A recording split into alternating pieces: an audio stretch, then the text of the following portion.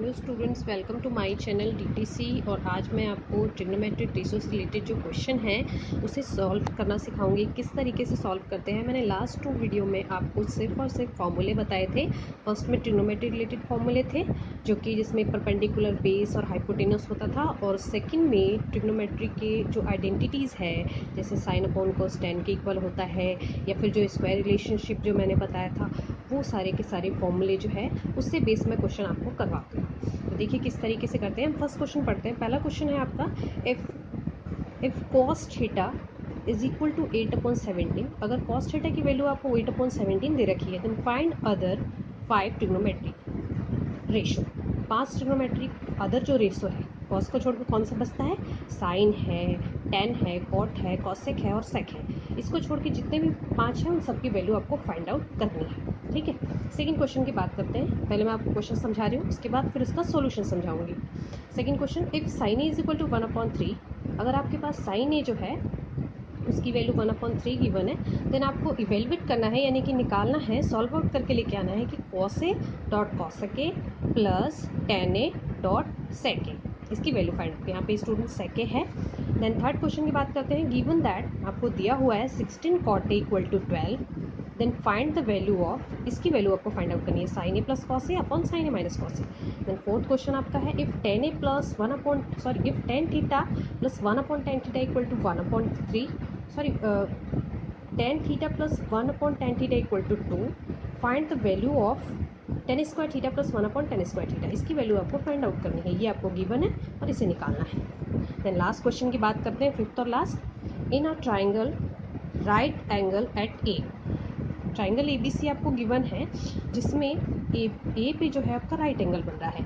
If AB equal to 12 centimetre, I mean 12 है, centimetre में ही measurement होगा, बट ये क्या करते हैं ना, ट्रिग्नोमेट्री में ये मेजरमेंट देते नहीं है, डायरेक्ट 12, 13, 14 वॉट एवर जो भी हो वो लिख देते हैं।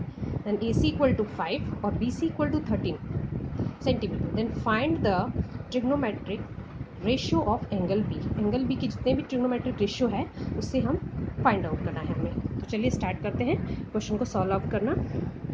फर्स्ट क्वेश्चन का सॉल्यूशन करते हैं। सॉल्यूशन फर्स्ट क्वेश्चन, पहला क्वेश्चन क्या था? If cos theta equal to 8/17। यहाँ पे आपको कॉस थीटा की वैल्यू जो है वो दे रखी है 8/17। 8/17 गिवन है, तो आपको other trigonometric ratio find out करना है। तो इसके लिए हम क्या करेंगे, मैंने बताया था आपको कि ट्रिग्नोमेट्रिक रेशियो में हम क्या करते हैं, सबसे पहले ट्रिग्नोमेट्रिक रेशियो से रिलेटेड क्वेश्चन फाइंड आउट करने के लिए एक हम राइट एंगल ट्राइंगल बना लेते हैं। तो हम बनाएंगे राइट एंगल ट्राइंगल। एक राइट एंगल ट्राइंगल मैंने यहाँ पे रफली ड्रॉ कर लिया है। इसका मैंने नाम दे दिया है, इसमें इसने यहाँ पे हमारा हमने नाम दे दिया A, B एंड C। ठीक है, कॉस थीटा है तो थीटा का मतलब है कि आप A को भी मान सकते हैं, एंगल लेके चल सकते हैं, और आप C को भी ले सकते हैं। ट्रिग्नोमेट्री में क्या होता है, जो एक्यूट एंगल होता है वही ट्रिग्नोमेट्रिक एंगल होता है, तो एक्यूट एंगल हम इसे मानते हैं थीटा। ठीक है, तो इसे थीटा माना, तो हमारा कॉस थीटा इक्वल टू क्या होता है, मैंने आपको बताया था, कॉस थीटा इक्वल टू हमारा होता है base upon hypotenuse. Base upon hypotenuse, हमारा बेस अपॉन हाइपोटेनस होता है कॉस थीटा इक्वल टू।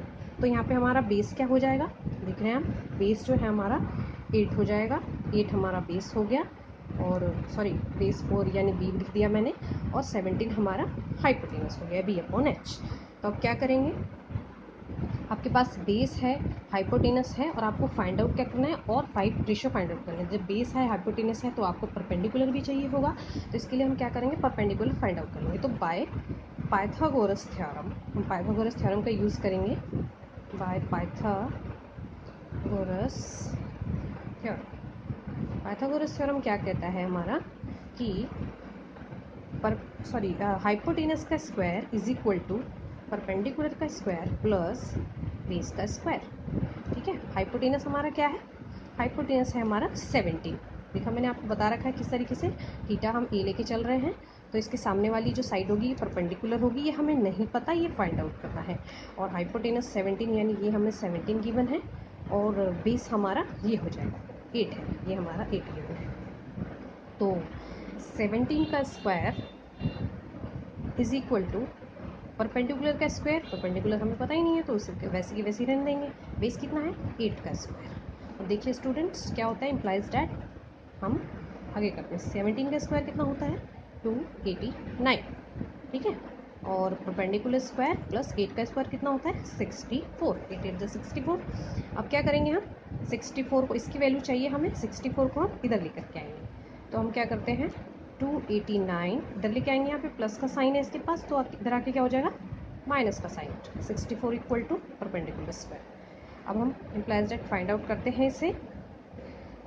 9 में से 4 फाइंड माइनस करेंगे कितना हो जाएगा 5, 8 में 6 गया कितने बचेंगे 2, और यहाँ पे 2 का 2 सेम उत्तर इज इक्वल टू क्या चल रहा है परपेंडिकुलर स्क्वायर। आगे देखते हैं, आपका ये आया था perpendicular square is equal to 225 implies that. तो अब स्क्वायर हटेगा तो इसके ऊपर अंडर रूट आ जाएगा, तो p is equal to under root 225। 225 किसके अंडर रूट से क्या बाहर निकलेगा 15, यानी आपका परपेंडिकुलर फाइंड आउट होके क्या आया हमारा 15 आ गया, ठीक है। तो आपके पास परपेंडिकुलर हो गया, बेस है ही आपके पास, हाइपोटेनस है ही, तो आप other trigonometric angle find out कर सकते हैं। चलिए हम फाइंड आउट करते हैं। सबसे पहले हम साइन थीटा से शुरुआत करते हैं। साइन थीटा इक्वल टू क्या होता है हमारा परपेंडिकुलर अपॉन हाइपोटेनस। तो देखो बेटा परपेंडिकुलर क्या दे रखा था हमारा, परपेंडिकुलर अभी हमने फाइंड आउट किया जो कि हमारा 15 निकल के आया, और हाइपोटेनस क्या आपको गिवन है 17। तो एक तो ये रिजल्ट हो गया। उसके बाद हम फाइंड आउट करते हैं, इसमें कॉस तो हमें दिया ही हुआ है, हम कॉसेक थीटा फाइंड आउट करते हैं। मैंने आपको क्या बताया था कि साइन का अपोजिट कॉसेक होता है, यानी कि डायरेक्ट हम क्या कर देंगे इसका हाइपोटेनस अपॉन परपेंडिकुलर, ठीक है। तो हाइपोटेनस हमारा 17 है, परपेंडिकुलर हमने 15 फाइंड आउट किया, ये भी रिजल्ट निकल गया। 2 रेशो हो गए हमारे पास। नेक्स्ट 2 और भी रेशो जो हमारे बचे हुए हैं tan theta. Tan theta equal to क्या होता है हमारा, टेन थीटा होता है परपेंडिकुलर अपॉन बेस। परपेंडिकुलर क्या फाइंड आउट किया हमने 15 जो हमने अभी निकाला था। अब बेस कितना है, बेस हमने यहाँ पे हमने इसमें बेस मैंने बताया था आपको क्या कि जिससे भी हम थीटा लेट करते हैं उसके सामने वाली जो साइड होती है वो परपेंडिकुलर होती है, और ये जो सीढ़ी की तरह लेटा वो पोर्शन होता है जैसे दीवार से सीढ़ी लगी होती है ना उस टाइप में, तो वो हमारा हाइपोटेनस होता है। तो बच गया हमारा क्या बेस, यानी जिसपे ये दोनों टिके हुए हैं, तो 8 सेंटीमीटर है ये हमारा, या 8 है। तो यहाँ पे हमने लिख दिया 15 अपॉन 8। तीसरा भी फाइंड आउट हो गया। अब निकालते हैं हम कॉट थीटा। कॉट थीटा क्या होता है टेन का अपोजिट, यानी कि बेस अपन परपेंडिकुलर, 8 अपॉन हमारा 15 हो जाएगा।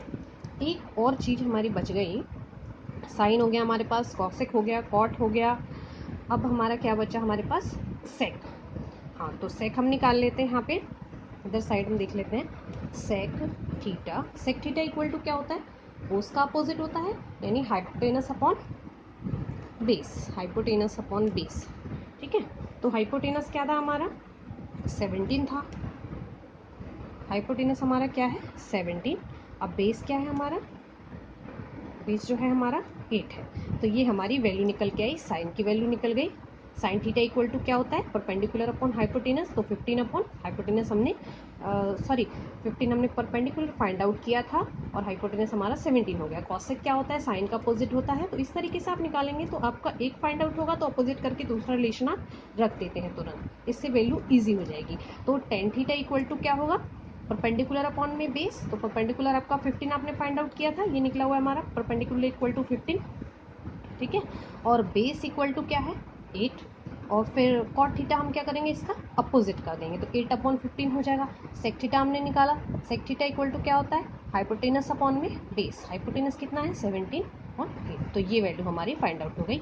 ये आपका सॉल्व होके रिजल्ट आ गया, सारे के सारे रेशियो निकल के आ गए, ठीक है। स्टूडेंट एक बात और, यहाँ पे ये मेजरमेंट इसलिए नहीं देते हैं बिकॉज ये रेशो है, और रेशो में क्या होता है